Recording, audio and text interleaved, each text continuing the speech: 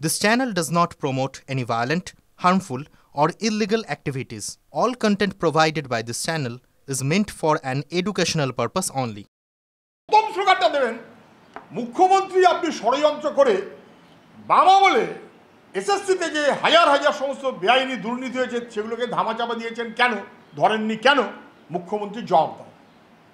প্রথম স্লোগান হওয়া উচিত, মুখ্যমন্ত্রী জবাব দিন যে আপনি কেন এই 2011 থেকে আর সব কিছুই করতে পারলেন না। সিপিএম রাজারহাটের ফাইলও বার করতে পারলেন না, বুদ্ধবাবুর জামায় রক্তের দাগ তাও টেনে বার করতে পারলেন না, কিছুই করতে পারলেন না। সেইটা কেন পারলেন না? ষড়যন্ত্রের প্রথম স্লোগান যেন এইটা হয়।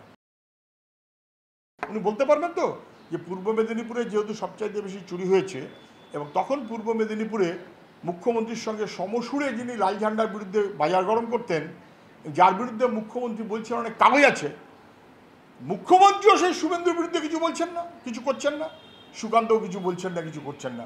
তৃণমূল বিজেপির মেলামেশা তো এখান থেকে স্পষ্ট হয়ে যায়। উনি বলুন যে সবাইকে বেঁধে পেটানো হোক, সবচাইতে আগে পেটানো হোক পূর্ব মেদিনীপুরে চাকরি চোরের যিনি নায়ক তাকে।